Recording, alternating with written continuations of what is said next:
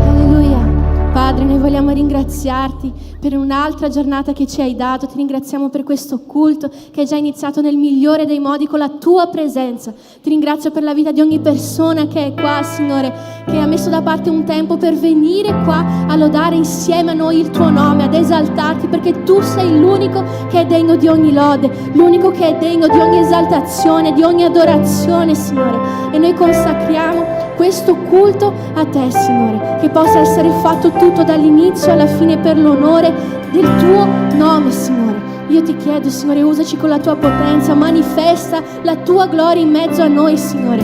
Usa, Signore, per parlare con noi attraverso la lode, Signore, attraverso la parola che sarà ministrata, predicata, Signore. Che il nostro cuore possa essere un terreno fertile per ricevere ciò che tu hai da versare questa sera sulle nostre vite. Noi siamo qua, Signore, per innalzare una lode, per innalzare un alleluia, per innalzare tutta la nostra adorazione a colui che è degno, all'unico che è degno di ogni lode. Amen. Alleluia.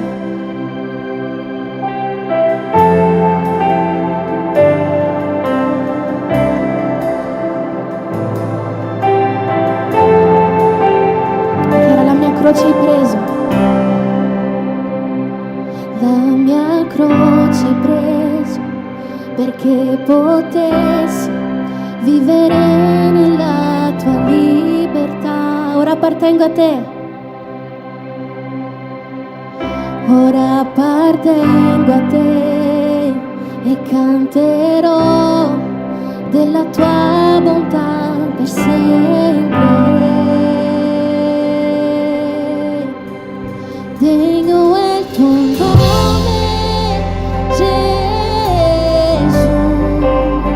meriti ogni.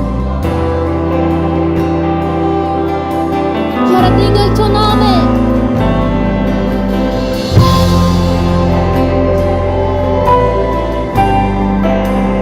Meriti ogni lode, degno è il tuo nome, Gesù.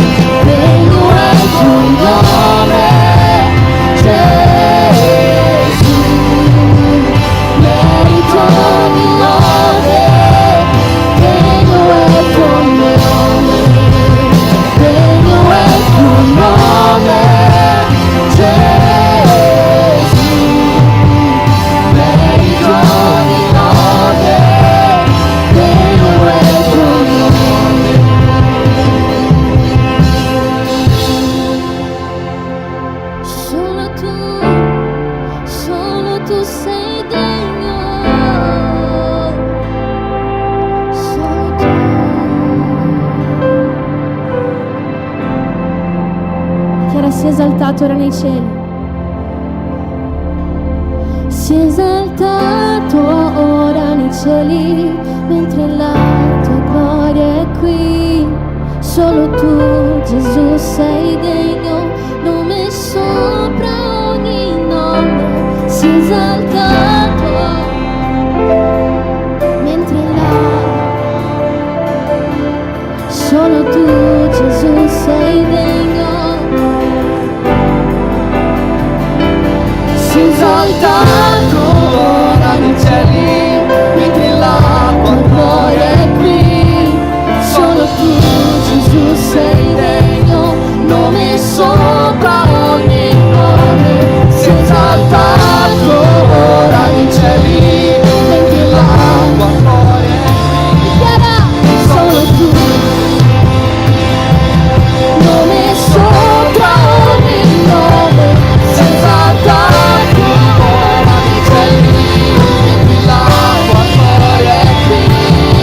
Solo tu.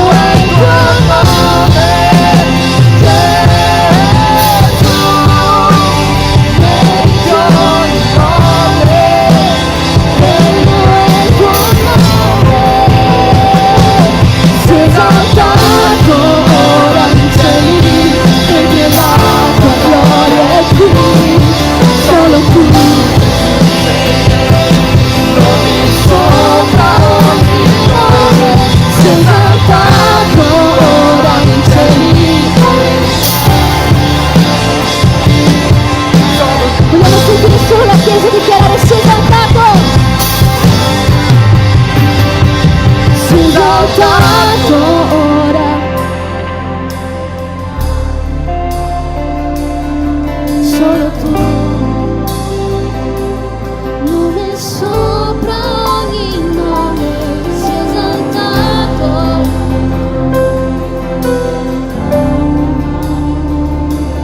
Apri il tuo cuore questa sera per sentire questa presenza, per sentire la gloria di Gesù che invade lo spazio. Sia esaltato ora nei cieli, mentre la tua gloria è qui, solo tu.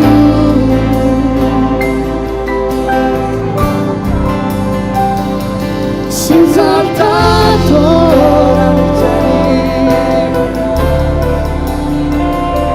solo tu Gesù.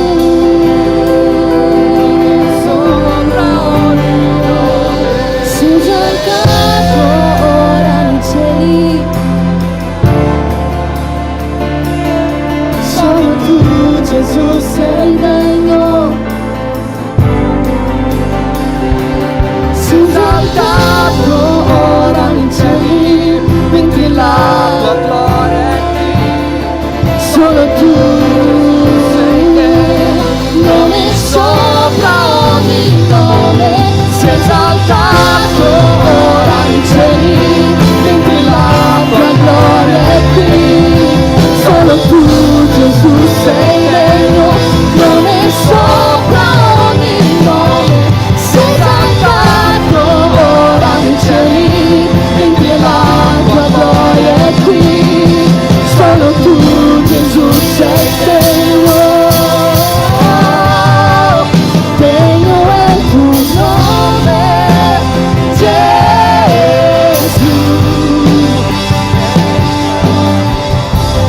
Degno è il tuo nome, degno è il tuo nome.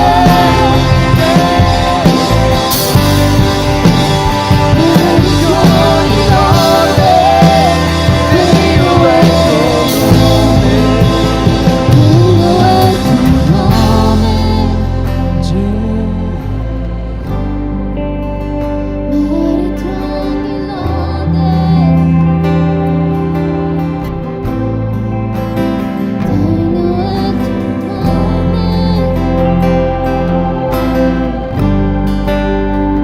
Merito ogni lode. Alza la tua mano e dichiara perché Lui è degno. Degno è Gesù, merito ogni lode, degno è il tuo nome, degno è il tuo nome, Gesù.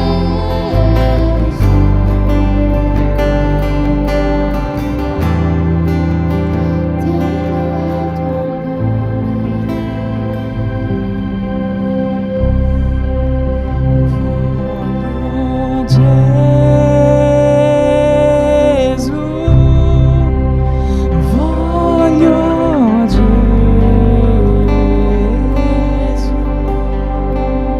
niente più mi può soddisfare, niente più mi può ciò che voglia Gesù. soddisfare, voglio Gesù,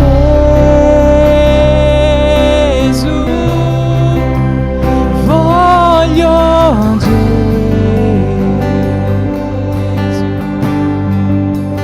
niente più mi può soddisfare, niente più mi può soddisfare, voglio Gesù,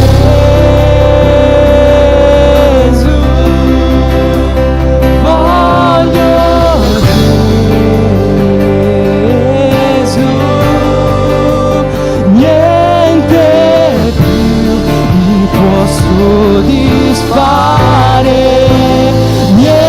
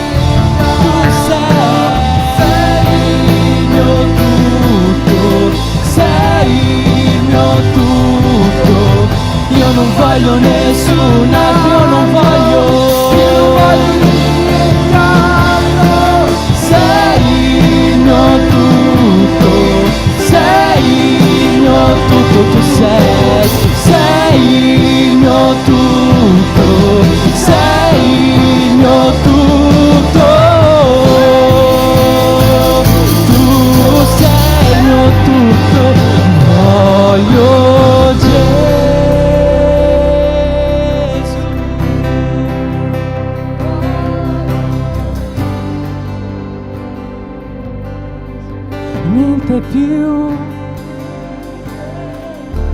mi può soddisfare,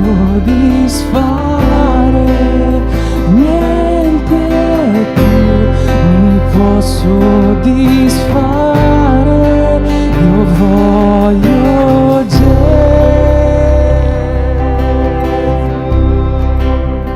voglio Gesù, niente più mi può soddisfare.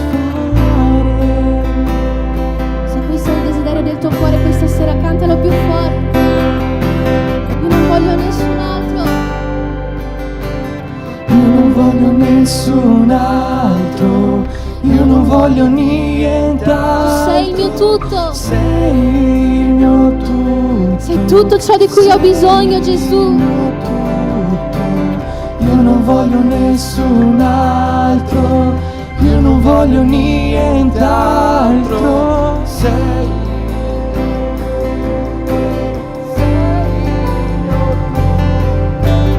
io non voglio nessun altro, io non voglio nient'altro, tu sei.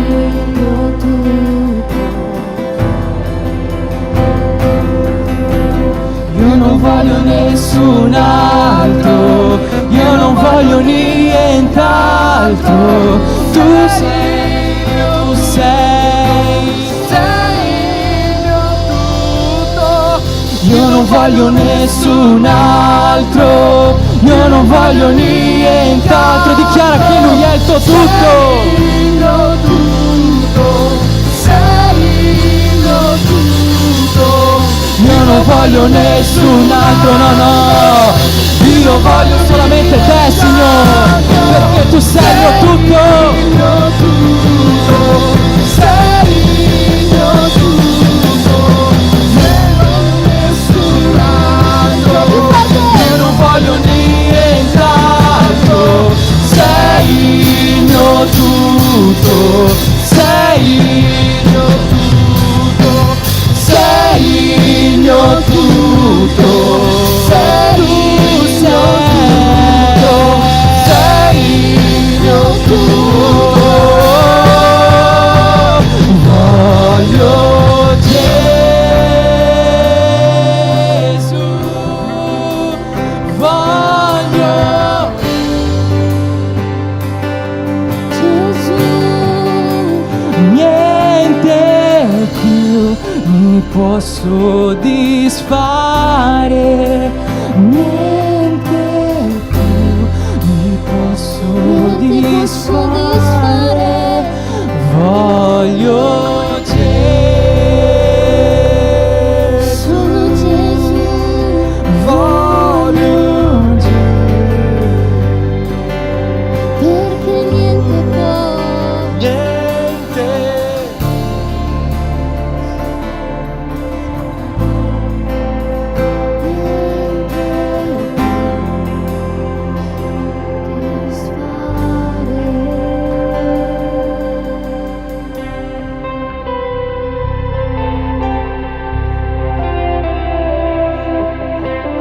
Io ti aspetto qui. La mia porta l'ho chiusa per te. Sono qui che aspetto, vieni, fai. Abbiamo già il cuore pronto per te, Gesù. Ho già il cuore pronto per te. Ti prego, vieni e riempi oggi qui. Ti doniamo, ti dono tutto ciò che ho e sono, e anche chi non sono.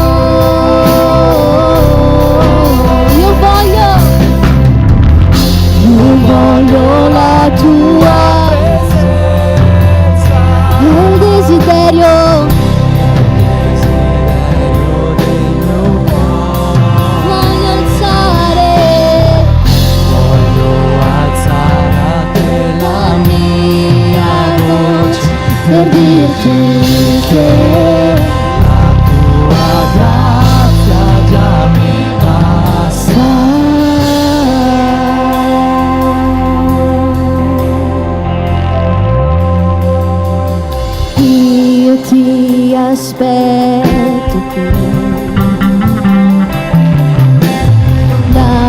porta l'ho chiusa per te.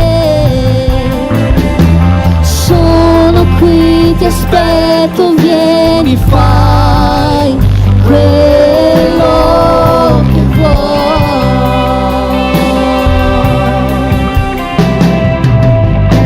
Ho già il cuore pronto per te. Ti prego, vieni e riempi oggi qui. Ti dono tutto ciò che ho e sono, e anche chi non sono.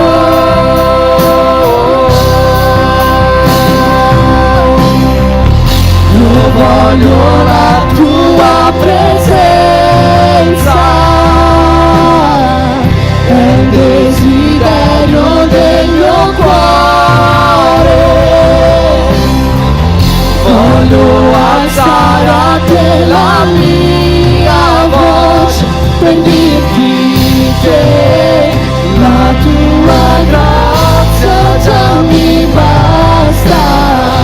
Io voglio la tua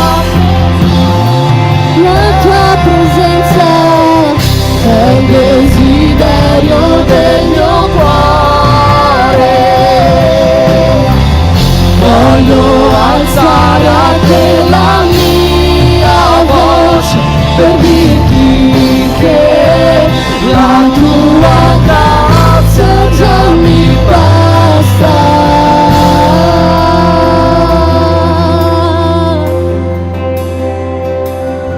Dio, tu sei qui, Dio, tu sei qui. Posso sentire la tua presenza, posso sentire il tuo Santo Spirito.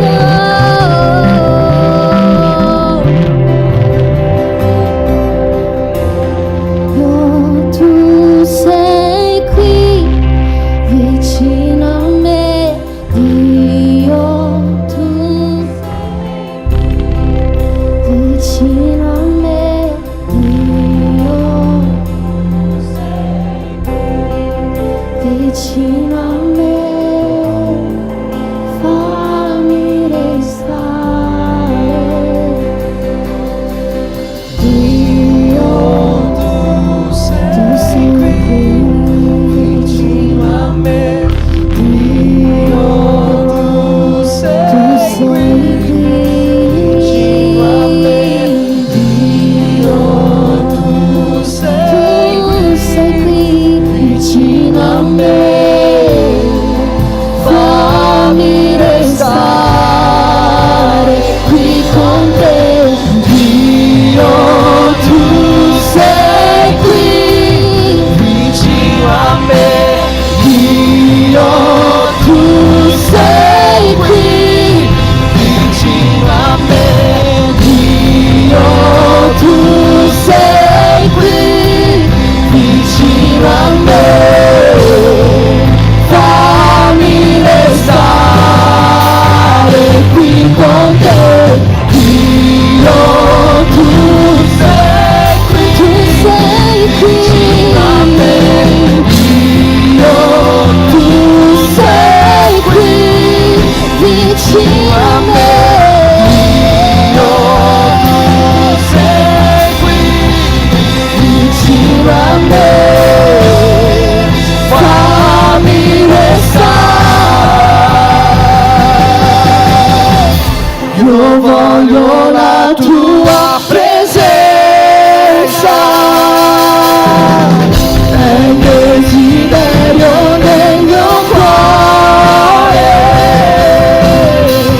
Voglio alzare a te la mia voce per dirti che la tua grazia già mi basta. Io voglio la tua presenza, è il desiderio del mio cuore. Voglio alzare la mia voce per dirti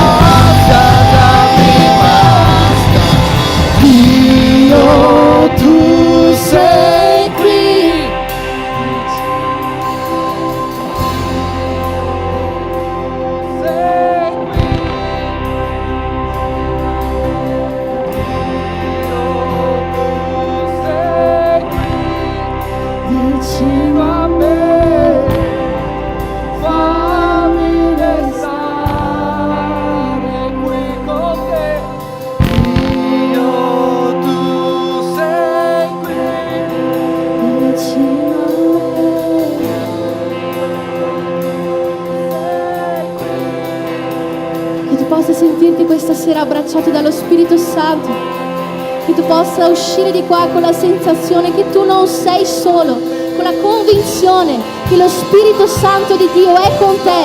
Quando tu entri, quando tu esci, quando tu vai, quando tu rimani, lo Spirito Santo di Dio ti accompagnerà, tu non sarai mai solo. Io sono qui vicino a te. Ti prego, fammi restare nella tua presenza, Gesù. Vicino a me, Dio, tu sei qui. vicino a me, fammi restare. Tu sei qui. Dio, tu sei qui, vicino a me. Dio, tu sei qui, vicino a me. Dio, tu sei qui, vicino a me. Fammi restare. Io voglio la tua presenza. Al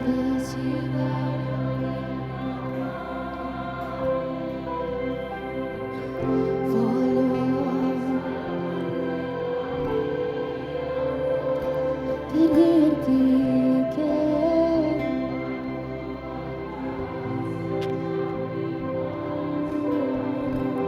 io voglio la tua presenza, è il desiderio del mio cuore.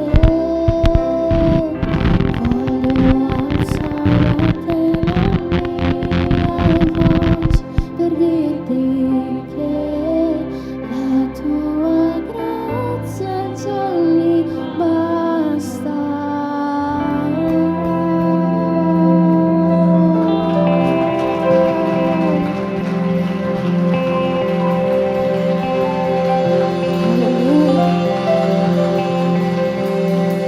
Voglio alzare la mia voce, voglio alzare la mia voce per dirti che la tua grazia mi basta. Io voglio la tua presenza, è il desiderio del mio cuore. Io voglio che tu metta la tua mano nel tuo cuore in questo momento. Metti la mano nel tuo cuore e dici così: io voglio la tua presenza. Io voglio la tua presenza. Io voglio la tua presenza. È il desiderio del mio cuore. Gesù, e se non è il desiderio del mio cuore, che a partire da oggi sia il desiderio del mio cuore. La tua presenza al mattino, la tua presenza al mezzogiorno, la tua presenza alla sera, che questo sia il desiderio del mio cuore, Gesù. Che la mia anima senta questo desiderio, che la mia giornata senta la mancanza di questo desiderio, Signore, che la mia vita senta la mancanza della tua presenza, Gesù. Perché senza la presenza del Signore noi siamo vuoti. Senza la presenza del Signore la nostra giornata non c'è senso.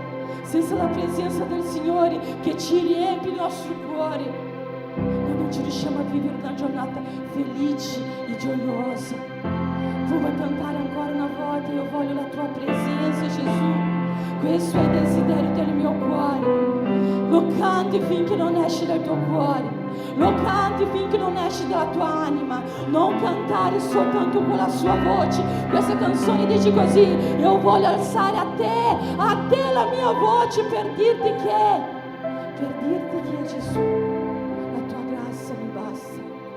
Che la tua voce non rimanga qua, che la tua voce non rimanga in questo tempio, ma che la tua voce oltrepassi la barriera di questo terzo e arrivi a Dio. E Lui senta che tu dica a Lui: la tua grazia mi basta, Gesù. Tu puoi cantare ancora: io voglio la tua presenza, io voglio la tua presenza. Io voglio la tua presenza.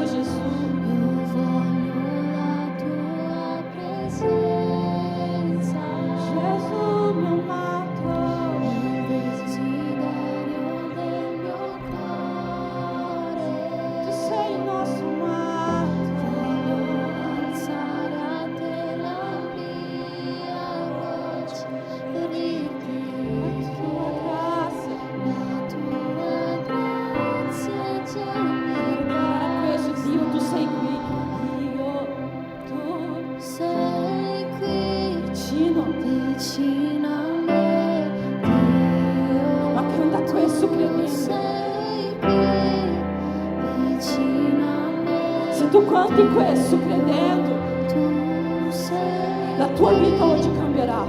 vicino a me. Fammi restare qui con te, Dio, Tu sei qui vicino a me, vicino a me. Dio, Tu sei qui vicino a me. Dio, Tu sei qui vicino a me. Fammi restare qui con questo culto, che questo adorarti non sia un adorarti che tu viva da solo, non sia un adorarti che tu viva con i tuoi pensieri, non sia un adorarti che tu viva pensando a quello che sta succedendo là fuori, ma tu hai appena cantato, Dio, tu sei qui vicino a me, fammi restare qui con te. Allora fai attenzione a quello che i tuoi pensieri fanno questa sera. Se i tuoi pensieri vanno fuori, tu li porti di nuovo qua dentro, perché Dio ha una parola per te. Dio ha trasformazione per la tua casa, perché Dio è vicino a te. Dio è lì vicino a te. Tu hai cantato questo, tu hai dichiarato questo, e è ciò che Dio fa oggi, è vicino a te. Non allontanarti oggi dalla presenza del Signore. Rimani alla presenza del Signore, perché c'è qualcosa di grandioso, straordinario che Dio vuole fare nella tua mente, nella tua vita, nella tua storia, nel tuo matrimonio, nella tua casa. Dio, tu puoi fare, Gesù, perché tu sei qui, Gesù, vicino a noi. Alleluia. Tu puoi celebrare in nome di Gesù. Celebra in nome di Gesù. Alleluia. Noi celebriamo il tuo nome, Gesù. Alleluia. Più forte. Celebrazione. Celebriamo. Celebriamo in nome di Gesù. Adoriamo in nome di Gesù. Alleluia. Perché Dio è qui.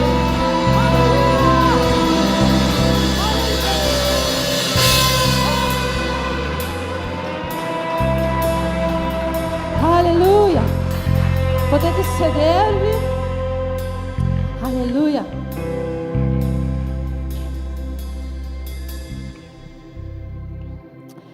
Alleluia.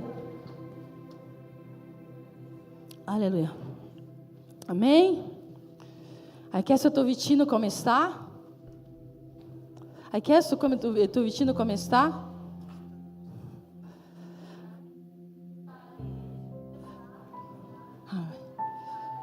Forse nessuno ha chiesto al tuo vicino questa settimana come lui sta. E tu sei il primo che ti sta interessando di ciò di come lui sta. Amém?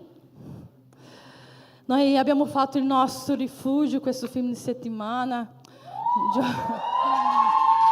Giovedì, venerdì, sabato. È stato veramente un tempo straordinario alla presenza del Signore. Abbiamo vissuto qualcosa di inspiegabile. È sorto tante testimonianze, tante cose che Dio ha fatto, tante cose che Dio ha trasformato, tante persone che Dio ha guarito. È stato veramente un momento prezioso alla presenza del Signore, un momento di guarigione, di trasformazione, di cambiamento. Credo che le donne che sono state lì porteranno a casa un tesoro grandioso di questi 3 giorni. La nostra sorella Clarinha mi ha fatto una sorpresa e ha preparato un video da passare questa sera e lo guardiamo insieme.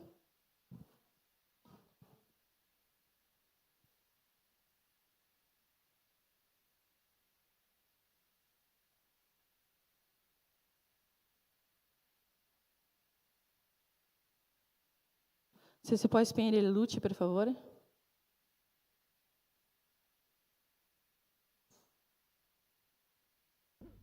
È questa davanti.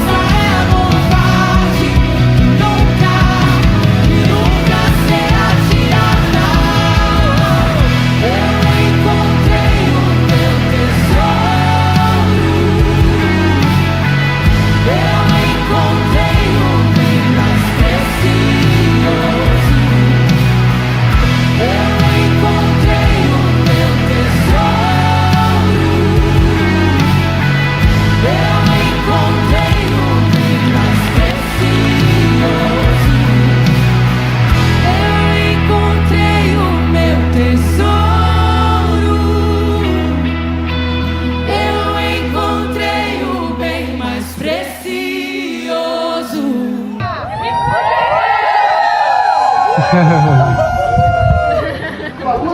acredito, ela ficava bem quietinha, nunca vai bagunça.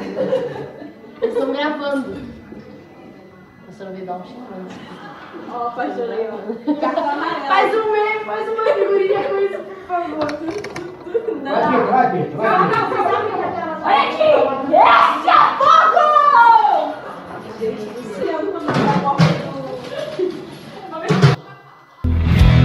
Precioso Jesus. Alleluia. Alleluia. Ho invitato i musicisti Daniel, Nauan per venire lì.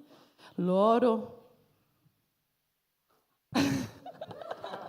hanno usato la loro mano per suonare, per lavare i piatti, per asciugare i piatti, per servire, per pulire.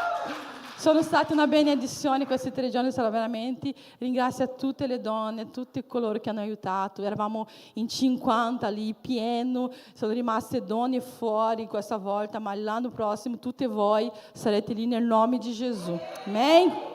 Amen? Adesso farò gli avvisi, qualcosa che non so fare, quindi aiutatemi. Naon, fai un affundo così, musicale. Ok? Poi mi potrete aiutare, Kathleen? Amém? Live the presence. Venerdì saremo qua dalle 8 in poi, non sappiamo fino a che ora rimarremo qua, ma con tutti i nostri giovani, anche na chiesa invitate se vuole venire a pregare, saremo qua tutti noi giovani, amém? Amém? Sarà una serata meravigliosa, benedetta, ci sarà un gruppo di giovani di Mantova che verrà per stare con noi. C'è Ruan che è già venuto, rimarrà fino a venerdì, vero no?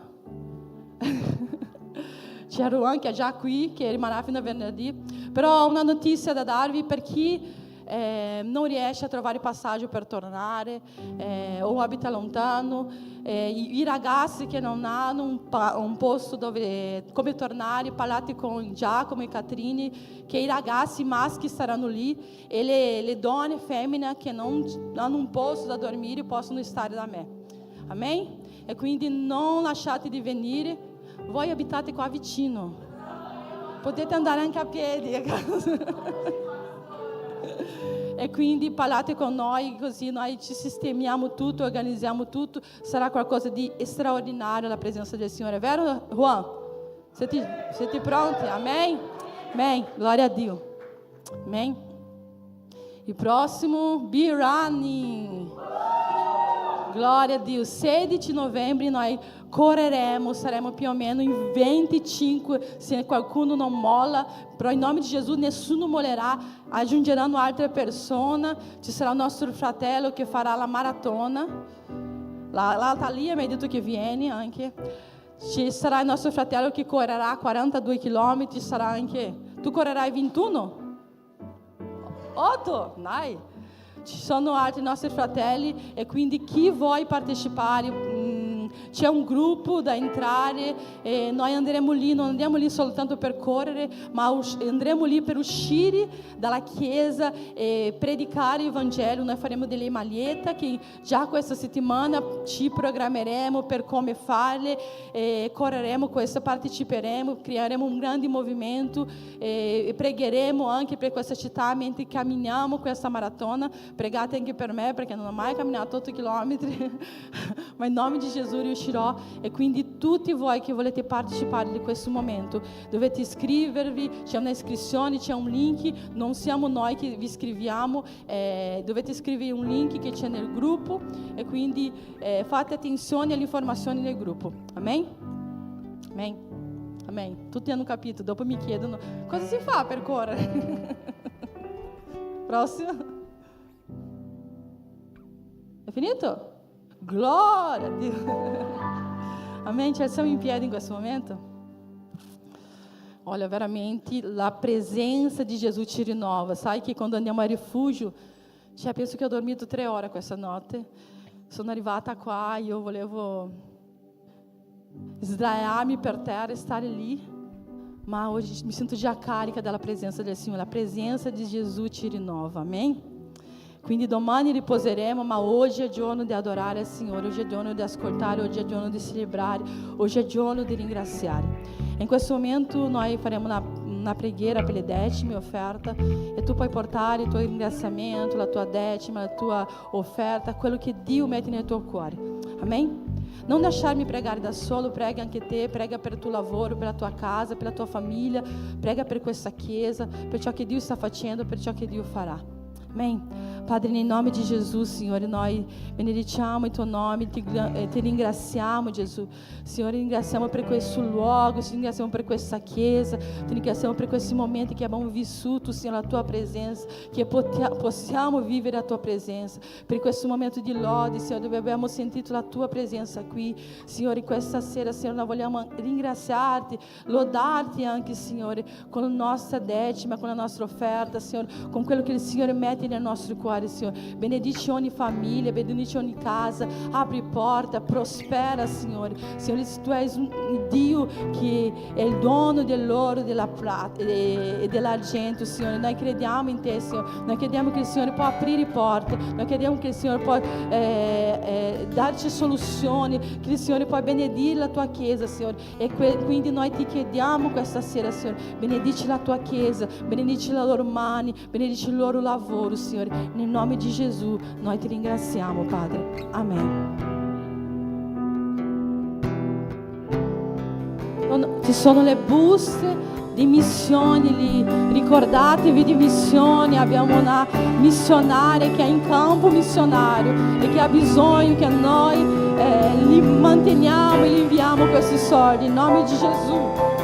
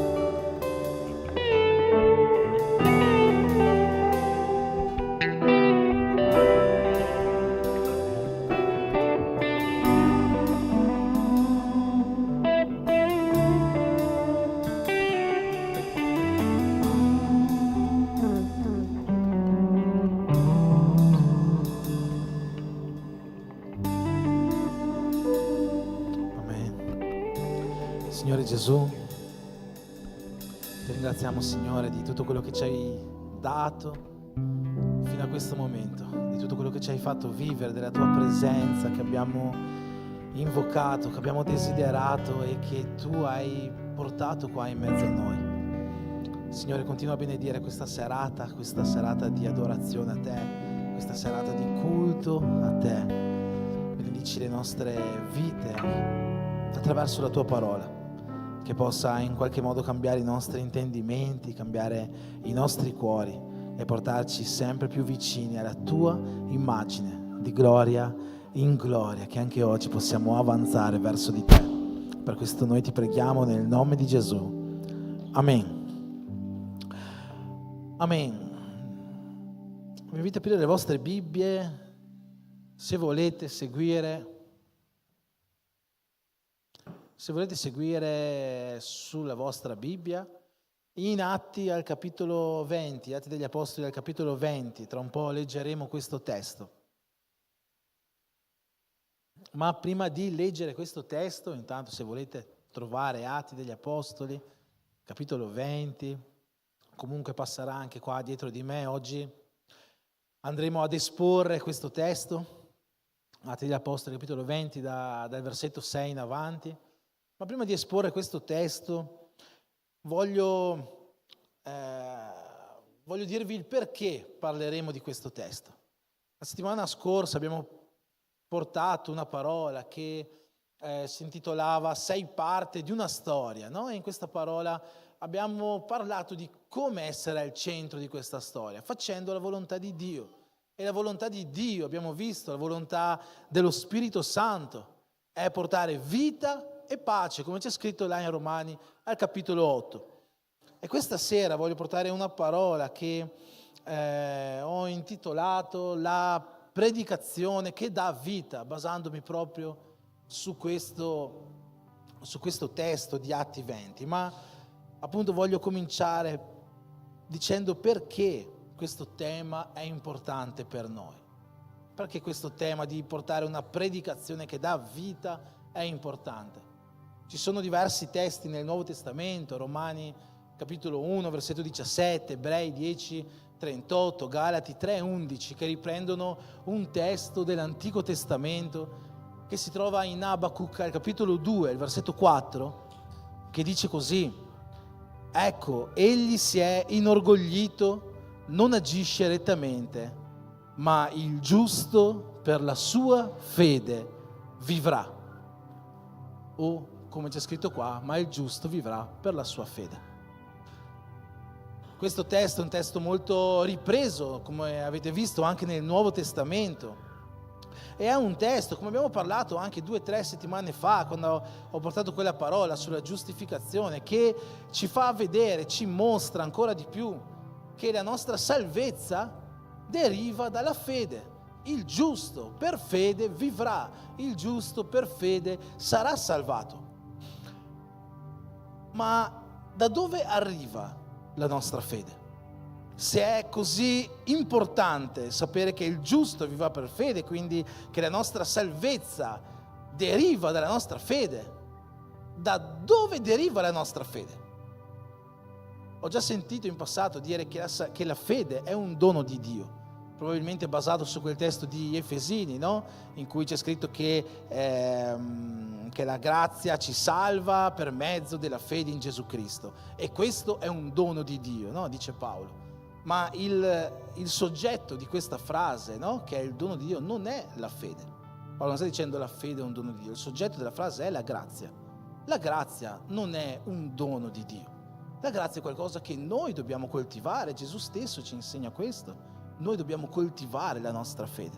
Non è un dono di Dio. La grazia è un dono di Dio. E allora, se la fede non è un dono di Dio, in che modo noi possiamo avere fede? Da dove deriva la nostra fede? Da dove nasce la nostra fede? Beh, la Bibbia risponde anche a questa difficilissima domanda. In Romani, al capitolo 10, il versetto 17, Paolo scrive così: così la fede viene da ciò che si ascolta, e ciò che si ascolta viene dalla parola di Cristo. Da qua deriva la nostra fede. La fede viene da ciò che si ascolta e ciò che si ascolta viene dalla parola di Cristo. La nostra fede, noi possiamo avere fede, la fede può nascere in noi per mezzo della predicazione della parola. Se vi ricordate la settimana del mio compleanno, per chi c'era, ho portato una parola che parlava di un altro argomento, era quello sulla giustificazione appunto, ma avevo iniziato dicendo che inizialmente volevo portare una parola che si intitolava In ogni tempo e che era basata su quel versetto di Paolo a Timoteo, no? In 2 Timoteo, quando Paolo nell'ultimo capitolo gli dice: Timoteo, ti esorto, predica la parola in ogni tempo, in ogni condizione favorevole, in ogni situazione sfavorevole, predica sempre la parola. Perché questa esortazione di Paolo a Timoteo? Perché questa importanza sul predicare la parola? Perché dalla predicazione della parola deriva la nostra fede. Se noi vogliamo vedere persone salvate, noi dobbiamo predicare la parola. Questo è qualcosa che noi dobbiamo fare e non dobbiamo farlo perché è bello, non dobbiamo farlo perché ci piace, no, dobbiamo farlo perché Dio ha dato questo principio e dai principi di Dio non si può sfuggire. Dio ha detto: volete che le persone siano salvate, volete che le persone abbiano fede. La fede deriva dalla parola. Predicate la parola. Se volete che persone raggiungano, che anime riempiano il regno dei cieli, non c'è altra soluzione. Predica la parola. E per questo Paolo ha così tanta ansia nel dire: Timoteo, predica la parola. In ogni tempo, in ogni situazione, in tempo o fuori di tempo è tradotto in molte Bibbie in portoghese, in italiano no, ma la traduzione in portoghese è più corretta di quella in italiano, perché proprio in greco la traduzione è questa: dentro il tempo o fuori dal tempo, in ogni situazione, predica la parola.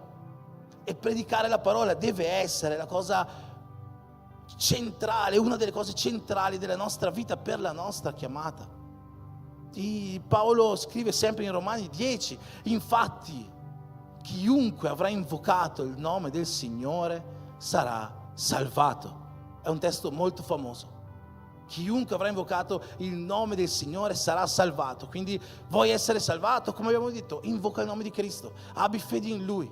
Però poi Paolo ci mette davanti a un problema, a un quesito, no? Dopo aver fatto questa rivelazione: vuoi essere salvato? Invoca, credi nel nome di Dio, nel nome di Gesù. Poi ci mette davanti a un problema: ma come potranno le persone credere se non c'è nessuno che annuncia questa parola, che annuncia questo nome? Come potranno le persone credere se nessuno predica? Non potranno. E allora, se noi vogliamo veramente fare l'opera di Dio, noi dobbiamo rispondere a questa domanda di Paolo, essendo noi coloro che si fanno inviare per predicare la parola.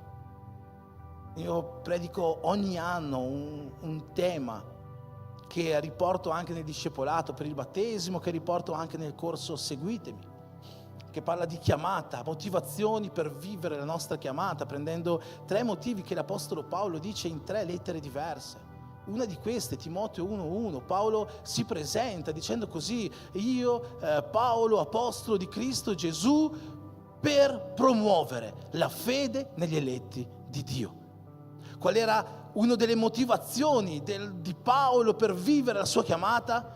Promuovere, fare nascere, fare avanzare la fede in noi, nei cristiani, negli eletti di Dio. Ma in che modo poter fare questo? Paolo lo sapeva bene, ce l'ha appena spiegato: predicando la parola. Per questo motivo per Paolo l'enfasi sulla parola era così importante. Per questo motivo Paolo dice a Timoteo: predica in ogni tempo. Predicare la parola. E fratelli, io lo so che molti pensano così: predicare la parola non è per tutti. Ho già sentito dire questa frase tante volte nella mia vita e non discordo totalmente. Io credo che ci siano persone che hanno un'unzione particolare nel predicare. Io ho una invidia santa, aggiungo il santa per non peccare, di mia moglie, perché io vedo come lei ha unzione nel predicare, e vedo questo da almeno 2 cose. Prima di tutto, quando predica, sempre avviene qualcosa di straordinario nelle persone che ascoltano.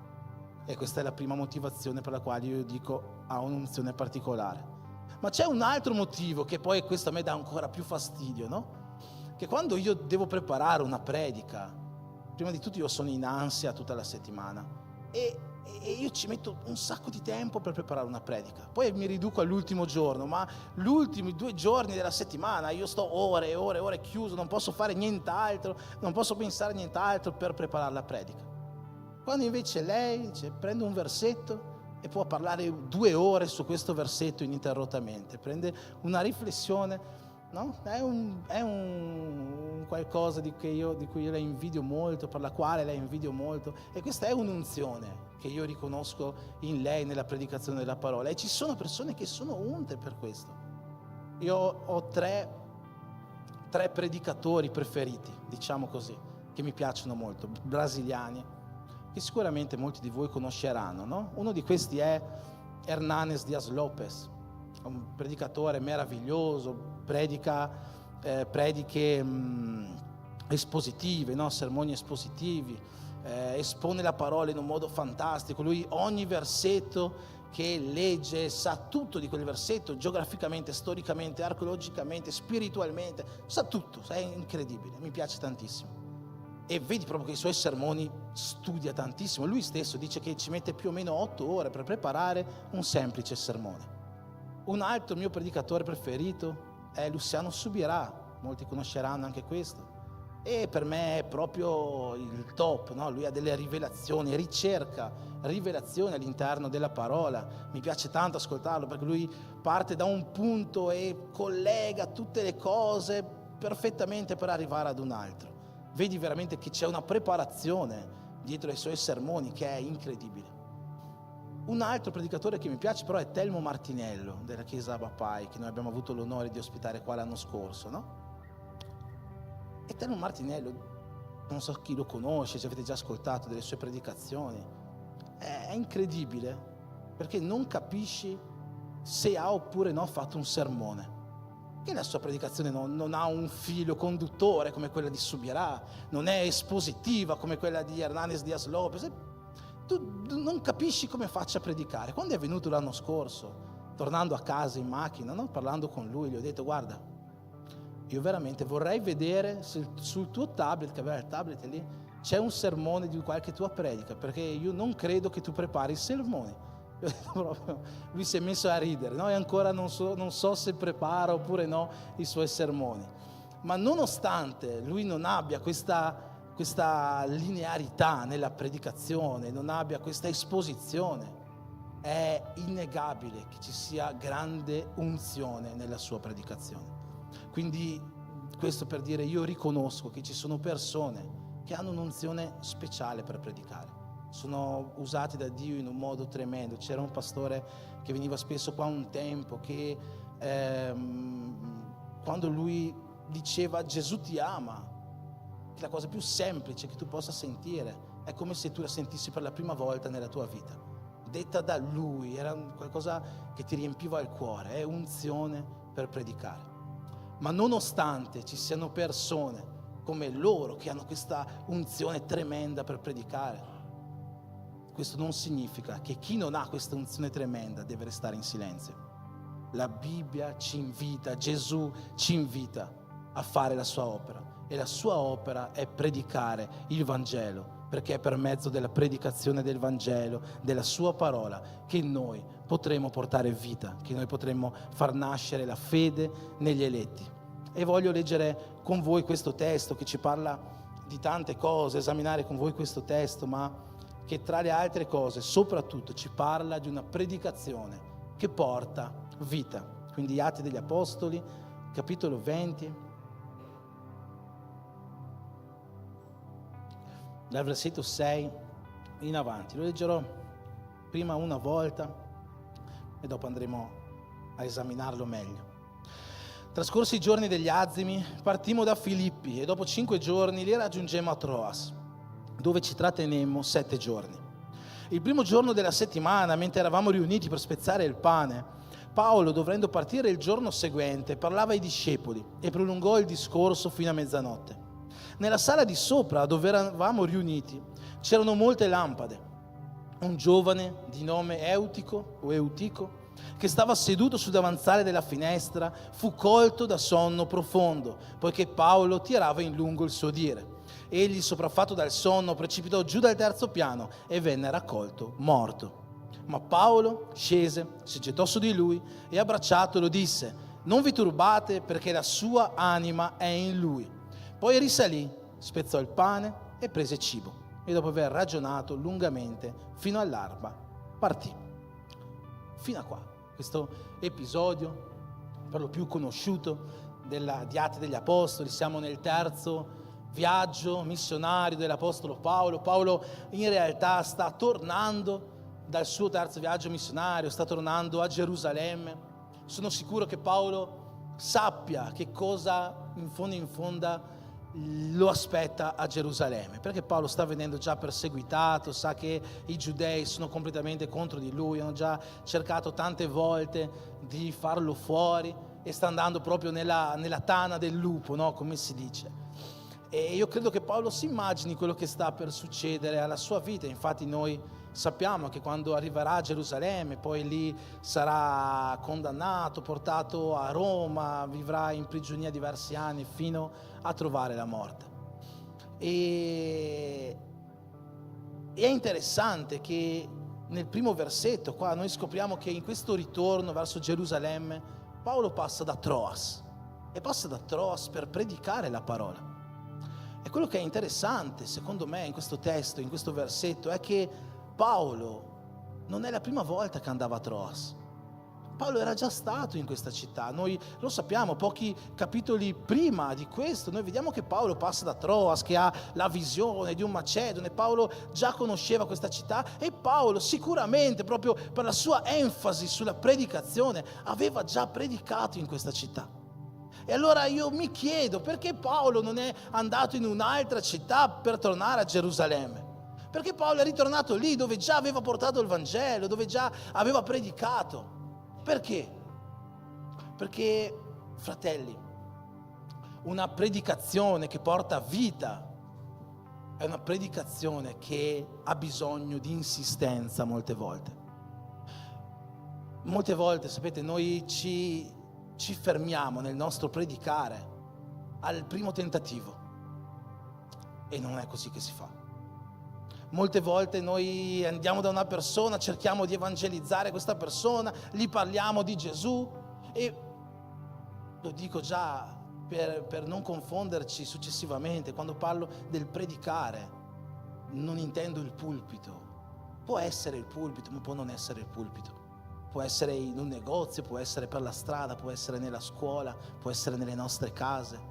Predicare è qualcosa che noi possiamo, anzi dobbiamo fare sempre, dovunque, se noi vogliamo veramente compiere questa volontà di Dio di portare vita, perché come abbiamo visto è la predicazione che porta vita eterna, perché la predicazione porta fede e la fede ci salva. Quindi non sto parlando di salire su un pulpito e parlare per migliaia e migliaia di persone, sto parlando della nostra quotidianità.